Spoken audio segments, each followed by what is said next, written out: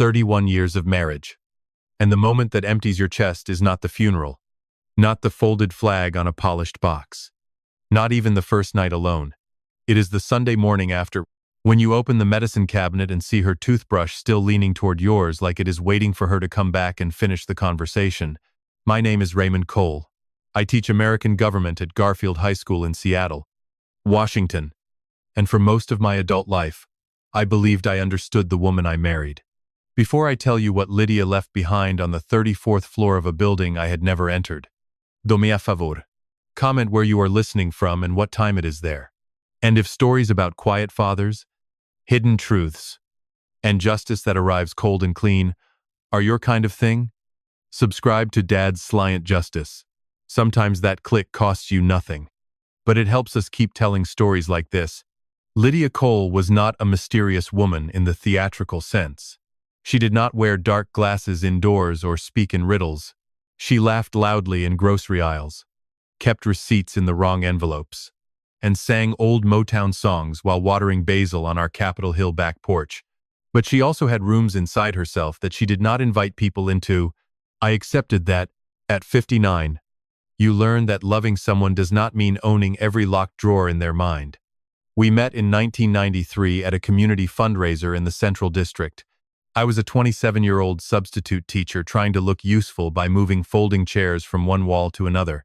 Lydia was arguing with a city council aide about whether public money should follow need or visibility. The aide kept saying, "That's not how funding works." And Lydia kept smiling in a way that suggested she understood exactly how funding worked and was about to make him regret explaining it to her. I carried 3 chairs past them slowly because I wanted to hear the rest. Lydia noticed. She looked at me and said, "Are you actually helping? Or just pretending to help near the most interesting conversation in the room?" I said, "I can do both if the chairs keep cooperating."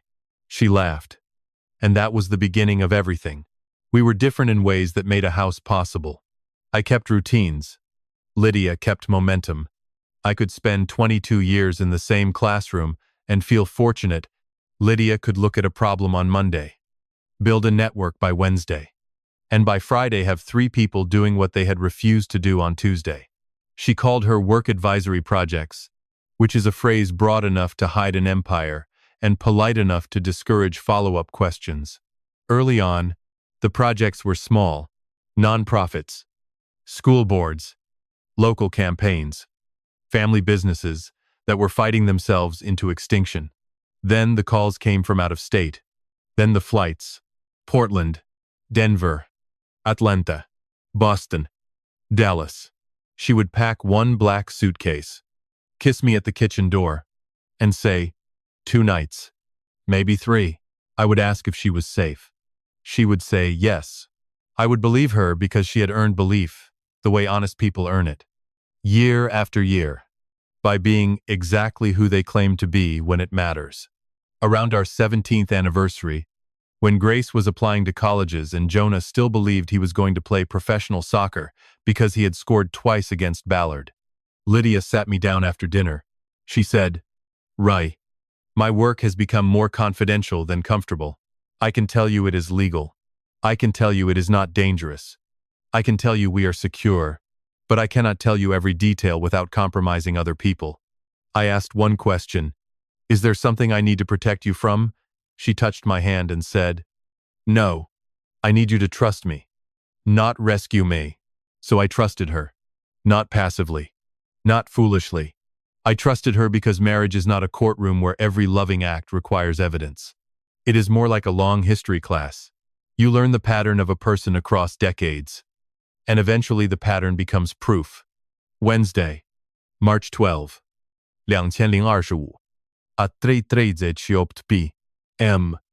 The phone in my classroom rang during my planning period. The wall phone, the one nobody uses unless the district is testing alarms or something serious has happened. I remember the sound because I had just written checks and balances on the board for Thursday's lesson, and the marker was still in my hand when I picked up. The voice belonged to a Washington State Patrol trooper named Daniel Mooney. He spoke with the trained gentleness of a man standing at the edge of another person's ruin. There had been a collision on I-5 northbound near the Mercer Street area. A blue, Volvo XC90. Lydia's license plate. Multiple vehicles. Emergency crews responded quickly. The damage to the driver's side had been severe. Mr. Cole, he said, I'm very sorry. The driver was pronounced deceased at the scene. I sat down on the nearest student desk. It made a small metal sound under my weight, and for some reason that sound stayed with me. Not the sentence. Not at first. The desk legs scraping the floor. Then the sentence arrived and filled the room so completely that the clock, the posters, the stack of essays, the half-erased notes from third period, all of it seemed to move very far away. I called Tom Avery from the parking lot. Tom has been my best friend since 2001. When our daughters were on the same youth soccer team, and we spent an entire rainy season pretending not to be miserable on the sidelines. He answered on the second ring. Ray, he said, and I realized I had not spoken yet. Ray. What happened? I said. Lydia's name. That was all. Tom said, I'm coming. He was at Garfield in 24 minutes. I know because I watched the time on my phone like time was a railing I could hold. When he pulled in, he did not ask me to explain. He put his arms around me in the parking lot of a public high school while buses rolled past and teenagers pretended not to look. The week after Lydia died did not unfold. It broke into pieces. Grace flew in from San Francisco on Thursday morning. Jonah drove from Portland that same afternoon and arrived with red eyes and a duffel bag he never unpacked. The three of us moved through the house on 16th Avenue East like people learning the floor plan of grief. We found her glasses on the piano, her running shoes by the back door, a grocery list on the fridge that said lemons, dish soap, and birthday candles. The funeral was Saturday, March 22, at a church near Volunteer Park, where Lydia had once organized a fundraiser and then complained that the kitchen layout made no sense. The place was full. Too full. Almost. Former clients introduced themselves as friends from work and then said nothing specific about what work meant. A woman from Boston hugged me like we had known each other for years, though I had never heard her name. Two men in tailored suits stood near the back and left before the reception. I noticed all of it. But grief makes poor use of information at first. It stores details in boxes and refuses to label them until later.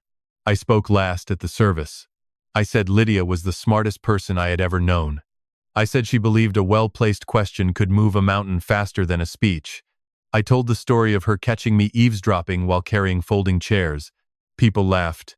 Grace cried into Jonah's shoulder. I did not say the thing that kept running through my mind, which was, I was not finished knowing her. Monday, March 24. Atopt chinchizet shidoya. I was in our kitchen making 1 cup of coffee with the careful concentration of a man trying not to make 2, when the doorbell rang. The man on the porch was about 65. Narrow, clean-shaven, wearing a navy suit and carrying a leather folder that looked older than some of my students. He introduced himself as Samuel Price, a notary and private estate administrator. Mr. Cole, he said. I apologize for appearing without more notice. Mrs. Cole left instructions that I deliver certain materials to you personally within 10 business days of her death. I let him in because the alternative was standing on my own porch holding a cup of coffee while the world continued to invent new ways to be impossible. Samuel sat at our kitchen table, Lydia's kitchen table. He opened the folder and removed 3 things: a key card in a gray sleeve, a warranty deed, and a document with Lydia's signature on the last page, notarized 16 months earlier. The transfer is complete, he said. The asset is titled directly to you now. It was held by Cascadia Advisory Holdings LLC until Mrs. Cole executed the transfer documents. What asset? I asked. Samuel slid the deed across the table. Harbor Crown Tower, Unit 3402, Belltown, Seattle, approximately 3,050 square feet across 2 levels, with 2 parking spaces and a storage room, purchased 9 years earlier through the LLC. No mortgage, no outstanding assessment, no probate requirement. I read my own name on the document, then Lydia's, then the unit number. I looked at the key card. It had 3,402 embossed in silver along the edge. I said, My wife owned an apartment in Belltown. Samuel's face did not change. Men like him survive by knowing how much not to react. A condominium residence. Yes, Mrs. Cole used it as a private office and meeting space. She never mentioned it. I am not able to speak to what Mrs. Cole chose to disclose. Why would she give it to me after she died instead of telling me while she was alive? This time, Samuel did pause. It was a small pause. But after 31 years with Lydia, I knew the shape of a withheld answer. Mrs. Cole was very precise. He said, she wanted you to receive the unit only after you had time to grieve the immediate loss. But before other business matters could reach you. Those were her words. Other business matters, I administer documents. Mr. Cole, I do not interpret them. He left 18 minutes later. I sat at the kitchen table with the key card between my fingers. I could hear Jonah in the upstairs shower. Grace was asleep in the guest room after crying until nearly dawn. Outside, Seattle rain tapped at the window in the familiar, indifferent way it does. Soft enough to ignore until you realize it has soaked through everything. Lydia, I said out loud to the empty kitchen. What did you build? That evening, I told Tom. We sat in his house in Leshy, looking down toward Lake Washington. The kind of view that makes Seattle seem gentler than it is. He poured 2 glasses of bourbon. I held mine but did not drink. I told him about Samuel Price. The deed. The key card. The LLC. The unit number. Tom listened the way good friends listen, without competing with your shock. When I finished, he picked up the key card and turned it over. You haven't gone there. No. Do Grace and Jonah know? Not yet. Why? Because I don't know what I'm telling them. Tom nodded. He has been a contractor for 30 years. He understands hidden structure. He knows better than most men that a wall can look simple until you open it and find the old wiring. What did Lydia tell you about the work, he asked. Legal. Confidential. Not dangerous. We were secure. She was careful with language. Always. And this looks legal, the administrator said it was. Tom set the key card down on the coffee table between us. Ray, Lydia did not accidentally leave you a secret condo. That woman planned grocery routes by traffic patterns. Whatever this is, she meant for you to find it. I know. No. Listen to me. She meant for you to find it. And she expected you to survive finding it. I looked at the dark glass of his window and the blurred lights beyond it. The city outside seemed to know more than I did. The next morning I called Ruth Kaplan. Ruth had handled our wills 5 years earlier and had helped us refinance the Capitol Hill house when interest rates still seemed like polite numbers. Her office was in Pioneer Square, in a brick building with old elevators that made every visit feel like a legal decision from 1910. She was 62, blunt, and allergic to emotional decoration. I emailed her the documents at 7:15 a.m. She called me at 8:03. Raymond, she said, Kumina 10. Do not go to the unit before we talk. At 10:00 sharp, I was in her office while she moved through the deed, the LLC filings, the tax records, and the transfer documents with a yellow legal pad at her elbow. Ruth reads like other people breathe. Fast. Necessary. And without admiration for the process. The transfer is clean, she said finally. The LLC was valid. The purchase was valid. The transfer to you was valid. No liens. No recorded claims. Property taxes paid. HOA dues paid. The building has no pending special assessment attached to this unit. How much is it worth? Ruth looked down at the market notes she had printed, based on size, location, upper floor views, and current Seattle comparable sales. Likely somewhere between 2.4 and 2.7 million. Possibly more if the finishes are exceptional. I laughed once. It came out wrong. I drive a 12-year-old Honda. That does not appear to have prevented your wife from buying real estate. What was Cascadia Advisory Holdings business purpose lists management consulting, transition strategy, and private advisory services. Broad but not unusual. Did you know about any of this? No. The answer landed harder than I expected. Ruth was not a sentimental woman, but even she softened her voice by half an inch. Raymond, I did not know about this unit, but 6 months ago Lydia gave me a sealed envelope and instructions. I was to hold it until you called me after receiving materials from Samuel Price. I was not to open it before then. What is in it I don't know yet. She told me I would know when to open it. I looked at her desk. Should I be worried? You should be cautious. Those are not the same thing. She slid the keycard back to me. Go see the unit. Touch. Nothing. Legal. Sign nothing. Promise nothing. If anyone is there, leave and call me. If anything feels off, call me. If everything feels normal, still call me. That's comforting. I'm your attorney. Not a greeting card. The drive from Pioneer Square to Belltown took 12 minutes because I missed a turn and had to circle back through traffic that seemed personally offended by my existence. Harbor Crown Tower sat on a sloped block, not far from the waterfront. A tall glass building with a lobby full of stone, dark wood, and people who did not look surprised by anything.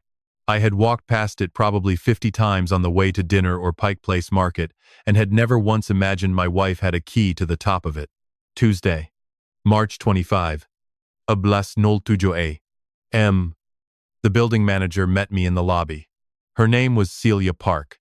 She was in her early 40s. Polished, composed, and kind in the professional way of people who are trained to protect privacy without seeming cold. Mr. Cole, she said, I am very sorry for your loss. Mrs. Cole was deeply respected here. She came often, Celia's eyes flicked. Just once.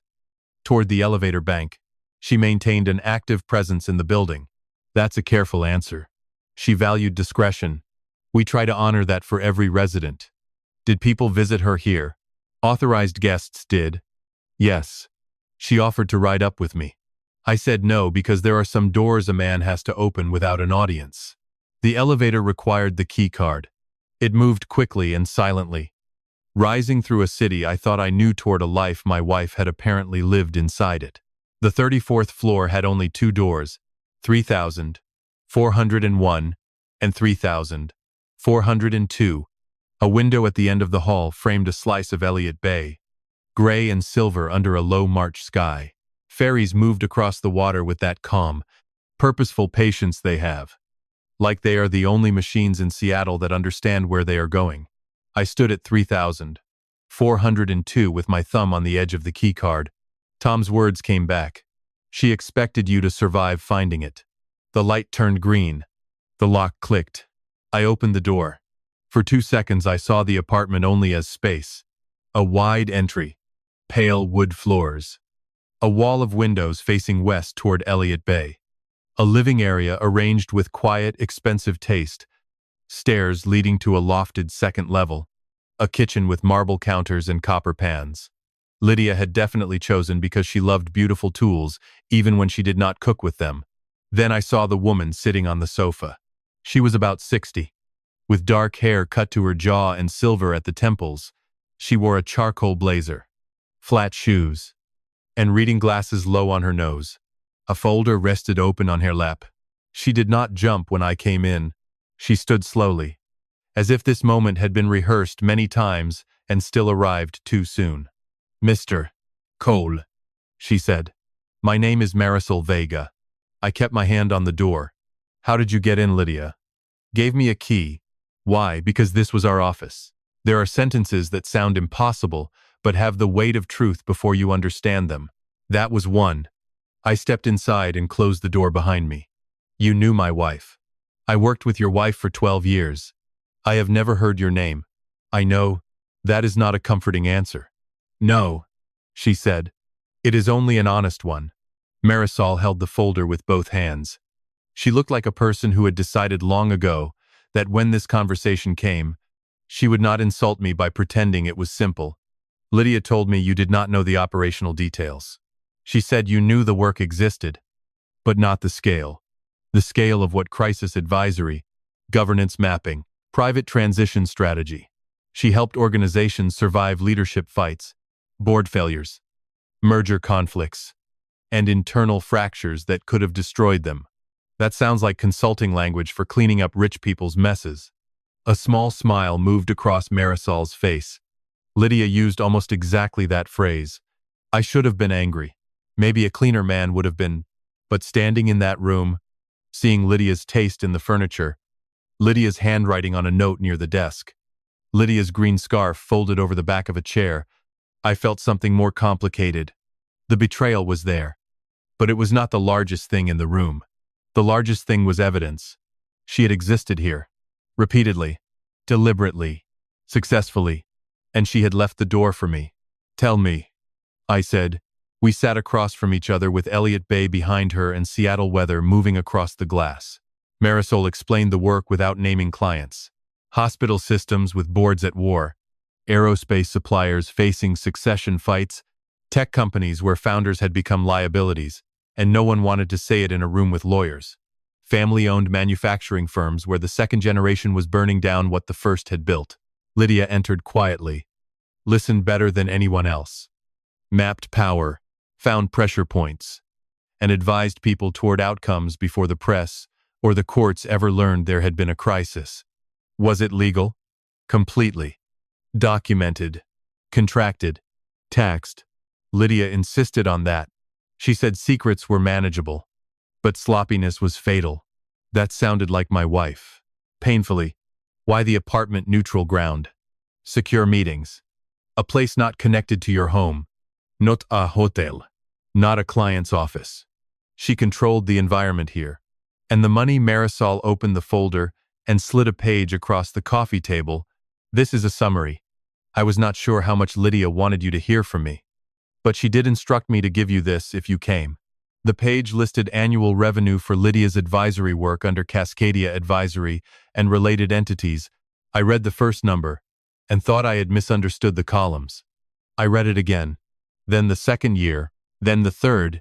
The best year was larger than the entire salary I had earned in a decade of teaching. She made this much. In the strongest years, yes. Doing work, no one could talk about. Doing work, everyone needed handled quietly. I set the page down. There are moments when numbers stop being numbers and become weather. They enter the room and change the pressure. Lydia had told me we were secure. That was like calling Mount Rainier a hill. If you are still here, hit the like button and subscribe to Dad's Slyant Justice. 97% of listeners never subscribe. But the people who do help keep these stories alive. Now stay with me. Because the apartment was not the secret. It was only the front door to the secret. Marisol and I talked for nearly 2 hours. She told me Lydia had built a reputation among people who could not publicly admit they needed her. She told me Lydia refused clients who wanted revenge, disguised as strategy. She told me Lydia once walked out of a contract in Dallas because a board member lied under oath in a deposition, and Lydia would not let her name sit near perjury. She told me Lydia kept 2 rules written on a card taped inside her desk drawer. No. Illegal work. No frightened people used as leverage. She was proud of you. Marisol said suddenly. I looked up. Your teaching. Your patience. The way you stayed in one place and made it matter. She used to say you were the only person she knew who did not confuse noise with purpose. I wanted to reject that because receiving a compliment through a stranger is awkward even when the person who gave it is alive. When they are dead, it becomes unbearable in a quieter way. She talked about the kids constantly. Grace's design work, Jonah's social work program, your Thanksgiving stuffing, which she said was objectively too dry but emotionally important. I laughed then, and it nearly broke me. Lydia had complained about my stuffing for 29 consecutive Thanksgivings and eaten it every time. Why didn't she tell me? I asked. Marisol folded her hands. Partly confidentiality. Partly fear. Partly because I think she needed one place where she was not wife. Not mother. Not neighborhood volunteer. Not the woman everyone expected to make things easier. Here she was, only Lydia Cole. And everyone in the room knew exactly how formidable that was.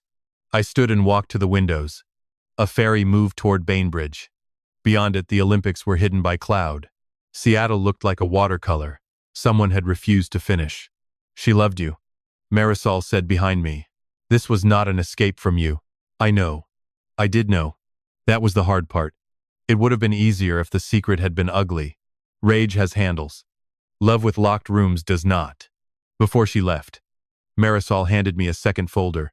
Lydia prepared this 16 months ago when she transferred the unit. She said if you came here and I was present, I should give it to you after explaining the work. Why would you be present? Because she asked me to come every Tuesday for the first month after her death, between 10 and noon, until I saw you.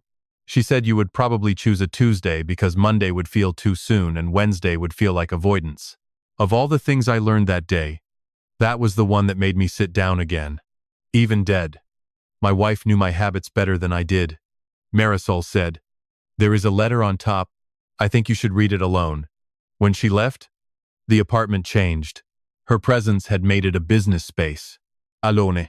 It became Lydia's room. There was a mug in the kitchen cabinet from a coffee shop in Queen Anne, a pair of reading glasses in the desk drawer, a sweater hanging on the back of the office chair, a framed photograph of me, Grace, and Jonah at the Oregon coast in 2018. Placed on a shelf beside a brass compass I had given Lydia as a joke when she turned 50. I sat on the sofa with the folder in my lap. Outside the windows, the bay was the color of old pewter. The letter was written in Lydia's handwriting, strong and slanted. The handwriting of a woman who had never apologized to a page for taking up space. Ray, if you are reading this, then I failed at the one thing I wanted most, which was to explain this to you myself before it became necessary. I am sorry. Not in the small way people say sorry to make discomfort pass. I am sorry in the deep way. The way that knows love deserved more daylight than I sometimes gave it. The work was real. Marisol will tell you the truth. Ruth will confirm the documents. Nothing I did was illegal. Nothing was taken from you or the children. But I did keep a part of my life separate because I was afraid that if I explained it, I would lose the shape of it. You would not have stopped me. I know that. That is what makes the fear mine, not yours. I loved our home. I loved the basil on the back porch. Your terrible stuffing. Grace leaving pencils in every room. Jonah arguing about soccer statistics like they were constitutional law. I loved your steadiness most of all. You made a place where I could land. And because I had that place, I think I convinced myself I was allowed to have this one too. This apartment was not a second life. It was a room inside the first one that I did not know how to open without changing the weather in the house. That may have been cowardice. It may have been pride. It was probably both. Please do not mistake it for lack of trust. You were the person I trusted most. Sometimes the person we trust most is also the person we most fear disappointing. The practical details are in the folder. Page 3 summarizes the portfolio. Ruth has the sealed packet and will know what to do when you call her from the apartment. Marisol can answer operational questions. But she is bound by client confidentiality. The apartment is yours. Sell it. Keep it. Give it to the kids. Turn it into a library, if that would annoy the HOA. I wanted it to take care of you the way you took care of all of us, without ever asking to be admired for it. There is one complication. Read page 4 before you speak to anyone named Graham Vale. Do not call him. Do not answer him. Do not negotiate. Comfort. Explain. Or educate him. Call Nathan Cross. His number is on page 4. Trust the documents. Trust Ruth. Trust yourself. You have always been harder to fool than people assume because you are kind. I loved you every day. Raymond Cole. Every hidden, imperfect, ordinary, astonishing day. Lydia. I read the letter 3 times. The first time I looked for information, the second time I looked for pain, the third time I looked for my wife. Then I turned to page 3. Ruth had told me to be sitting down. I was. It did not help. The total value of Lydia's holdings, including the Harbor Crown unit, investment accounts, retained advisory interests, and cash reserves, was a number so far outside the proportions of my life that my mind refused it at first. It was not lottery money. It was not private island money. But it was retire tomorrow money. It was pay off every debt in the family money. It was create scholarships in her name money. It was the kind of money that makes a high school teacher check whether his hands are still his hands. She had said, secure, Lydia. I thought, you magnificent impossible woman. Then I read page 4. Graham Vale had been an early investor. 16 years earlier, when Lydia's work was beginning to grow, He had put capital into a related venture in exchange for a minority share of specific revenues. The agreement had been legal and documented. He had received quarterly distributions for years. 3 years earlier, Lydia had bought out his interest under a termination clause. Graham had signed the termination acknowledgement. Nathan Cross, a corporate attorney in Seattle, held the records. Lydia's note under the summary was blunt.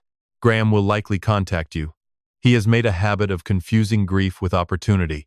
He may imply that I promised him additional equity or that the apartment remains connected to his original investment. That is false. He has no claim. Do not let politeness become a doorway. Shut it, and let the lawyers lock it. I called Ruth from the apartment at 2:41 p.m. You are there, she said. I'm here. Did you read the letter? All of it. Then I can open the envelope. I heard paper move on her end. For once, Ruth Kaplan was quiet long enough that I checked whether the call had dropped. Ruth, I'm here. Lydia included a full portfolio summary, access instructions for certain accounts, and a letter authorizing me to coordinate with Nathan Cross. She also included copies of Graham Vale's termination acknowledgement, so he has no claim based on what I am looking at. No. But Nathan will have the complete corporate file. Page 3. I said, yes. That number is real, yes. Raymond, it appears your wife was extremely successful. I stared at the glass. The Space Needle stood north of the window, thin and familiar, as if nothing in the city had changed except me. What do I do first? Breathe. Second, send me a photo of page 4 through the secure client portal. Third, call Nathan Cross. Fourth, do not take calls from Graham Vale. He hasn't called. He will. He called at 5:18 that evening while I was sitting in the parking garage under Harbor Crown Tower with both hands on the steering wheel. The number was unfamiliar but local. He let it ring. The voicemail arrived 30 seconds later. Raymond, this is Graham Vale. First, my condolences. Lydia was a remarkable woman. We had a long and mutually beneficial business relationship, and I am saddened that our remaining matters now have to be handled during such a difficult time. I don't want to burden you, but there are some ownership issues that should be settled before the estate becomes complicated. Call me when you can. His voice was warm in the way. A locked car can be warm when the sun hits it. Not comforting. Just heated from the outside. I forwarded the voicemail to Ruth. Then I called Nathan Cross. Nathan was 58. Precise. And spoke like a man whose idea of affection was a properly indexed binder. He had represented Lydia in the Graham Vale matter and remembered every clause as if the document had personally offended him. Mr. Cole, he said, Graham Vale has no ownership interest in Cascadia Advisory Holdings, the Harbor Crown unit, or any asset transferred to you. His interest was limited, satisfied, and terminated. He signed the acknowledgement. He cashed the final payment. He sent a thank you email, which was unwise of him and useful to us. Why would he call? Because he assumes you are grieving, uninformed, and polite. 2 out of 3. Nathan made a sound that might have been a laugh if lawyers allowed themselves such things. If he contacts you again, give him my number. Say nothing else. The next morning, Wednesday, March 26. Graham called again. I was at our kitchen table. Grace was upstairs. Jonah had gone for a walk because he said the house was too full of Mom. I watched the phone buzz. I answered. Mr. Cole, Graham said smoothly. Thank you for taking my call. Again, I am so sorry for your loss. Thank you. I know this is a delicate moment. Lydia and I had an arrangement that she may not have explained fully. There are documents, of course, but there were also understandings between partners. I looked at Lydia's handwriting on the copy of page 4 beside me. Do not let politeness become a doorway. Graham, I said, I am going to give you one phone number. A pause. I'm not sure lawyers are necessary at this stage. They are the only thing necessary at this stage. Nathan Cross has the full file, including the termination acknowledgement with your signature and the final payment record. You can speak with him. Raymond, I think you may be misunderstanding the nature of Lydia's commitments. No, I said, I understand the nature of yours. You signed them. The silence on the line was small and satisfying. I read Nathan's number slowly. Then I said, "Do not call me again. That seems unnecessarily hostile." "It is not hostility. It is an exit." I ended the call. It was not dramatic. No shouting. No courtroom. No rain hitting windows. While a villain confessed. Just a grieving husband at a kitchen table refusing to be harvested by a man who mistook kindness for weakness. That was the first piece of justice Lydia left me. Not revenge. Preparation. I told Grace and Jonah that night. We sat at the same kitchen table where Samuel Price had placed the key card. I told them about the apartment first. Then Marisol. Then the work. Then the letter. I waited until the end to tell them the number because money without context becomes its own monster. And I did not want Lydia reduced to a balance sheet. Grace, who designs museum exhibits and has inherited Lydia's ability to see through polite nonsense, listened without interrupting. Jonah rubbed his palms together the way he did as a child when he was trying not to cry. When I finished, Jonah said, "Mom had a secret headquarters." Grace gave him a look. He shrugged. "I'm trying to process." "In a way." I said, "Yes." "Was she unhappy?" he asked. That was the question under all the others. "No," I said carefully. "I don't think so. I think she was bigger than the rooms we saw her in." Grace closed her eyes. "That sounds exactly like her." "I should have known," Jonah said. "No," Grace said before I could answer. "She chose who knew what. That's on her. Not on Dad. Not on us." I watched my daughter become, for a moment, the adult in the room. Grief does that. It rearranges the ages. "Are you going to sell the apartment?" Grace asked. "I don't know." "Can we see it?" "Yes." "Not today." "But yes." A week later, I took them. Grace walked through the room silently, touching nothing, reading everything. Jonah stood at the windows and watched ferries cross Elliott Bay with his hands in his pockets. On Lydia's desk, I had left the brass compass and the photograph from the Oregon coast. Grace picked up the photo and smiled for the first time in days. "She put us here." She said, "Yes." "Then it wasn't separate." Jonah said, "Not completely." No one answered because he had said the true thing. And true things sometimes need the dignity of silence. In early April, a detective from the insurance carrier called. Her name was Janine Kim. The policy was large enough that the company required a routine review of Lydia's business activities and travel schedule. The word investigation sounds sinister when your nerves are raw. But Nathan and Ruth both told me it was normal.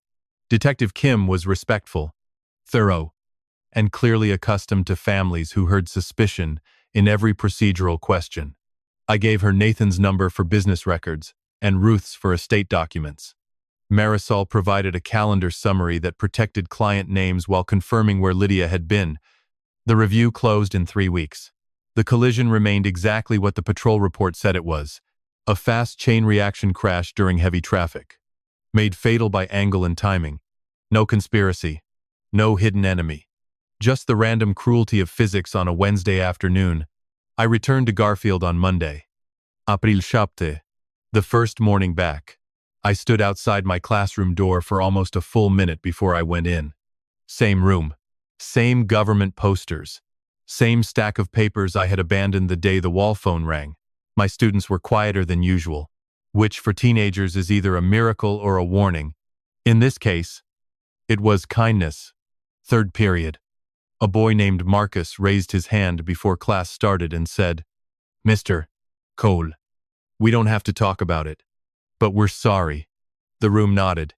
I said, "Thank you." Then I taught federalism because the Republic, like teenagers, does not pause for personal devastation. The unit that month covered executive power, public trust, and the limits of institutions.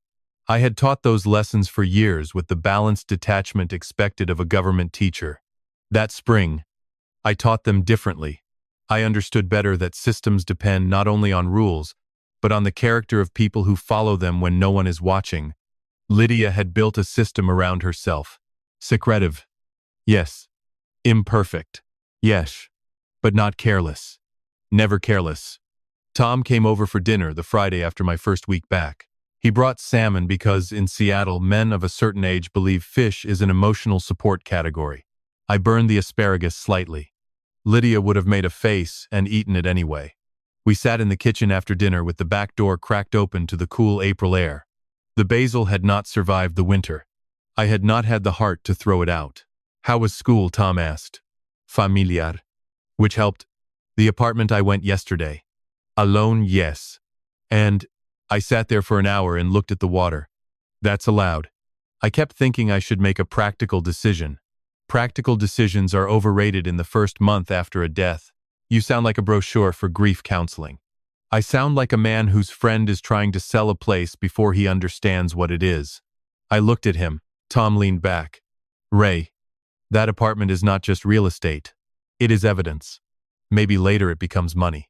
Maybe later it becomes a scholarship fund or Grace's Seattle base or Jonah's place to stay when he comes up. But right now, it is evidence that Lydia loved you in a way that planned beyond herself." I wanted to argue. But the truth is, I had been waiting for someone to say that out loud. "I think I'm going to keep it," I said. For now. Tom nodded. "Good. Grace thinks we should use it as a family place. Holidays. Visits. A neutral ground in the city. Lydia would like that." "I think so." The first time we all slept there was Memorial Day weekend. Grace came up from San Francisco with her partner. Jonah drove from Portland with a cooler full of food and an opinion about every playlist. We ate takeout at the long table Lydia had used for meetings that probably decided the fate of companies I will never know by name. We told stories about her that had nothing to do with money. How she once spent 2 hours reorganizing a hotel lobby conference because the registration line offended her. How she taught Grace to negotiate for a used car at 19 non. How she told Jonah, after his first heartbreak, that dignity was not the same thing as pretending not to hurt. At sunset, we stood by the windows. Elliott Bay turned gold, then gray. Ferries moved out. Ferries came in. The city kept its own council, Grace said. I was mad at her. "Me too," Jonah said.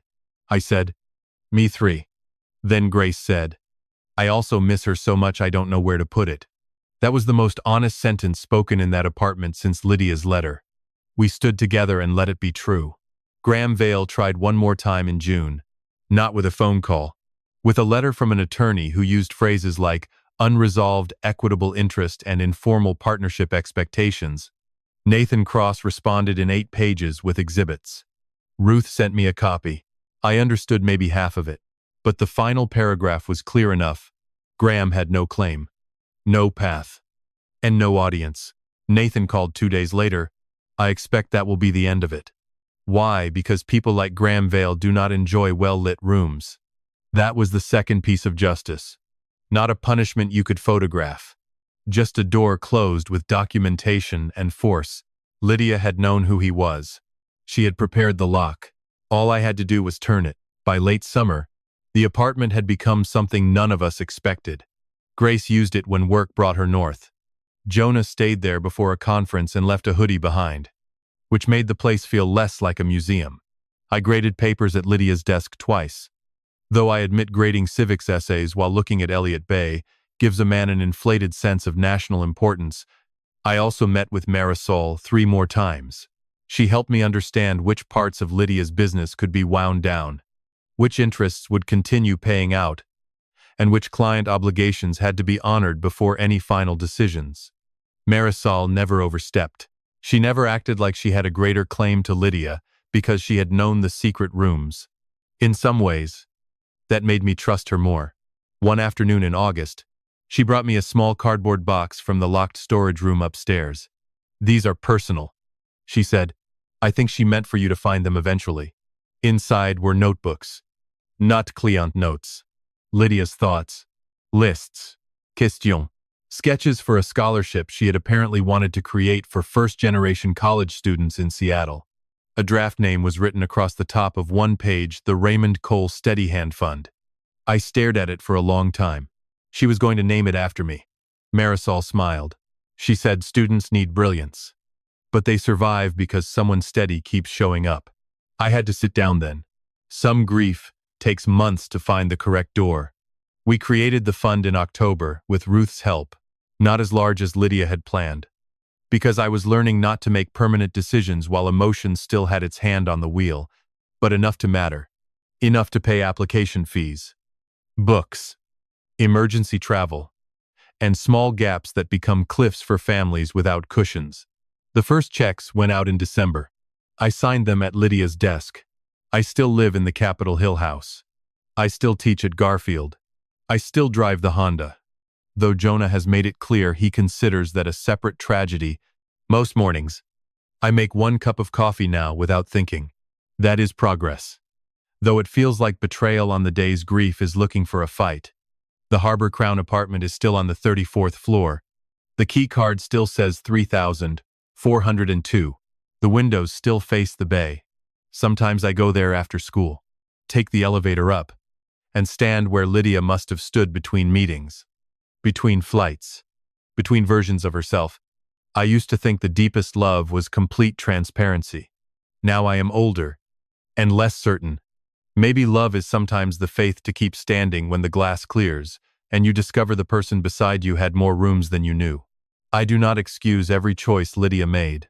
I wish she had told me.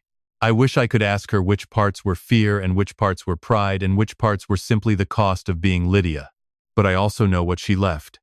Not just money, not just an apartment.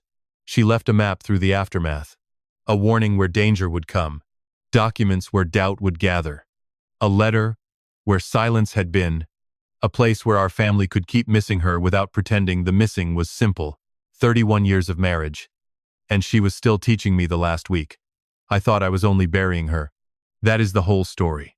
A teacher, a K card, a room above Elliott Bay, and a woman who built something extraordinary in the spaces between ordinary days.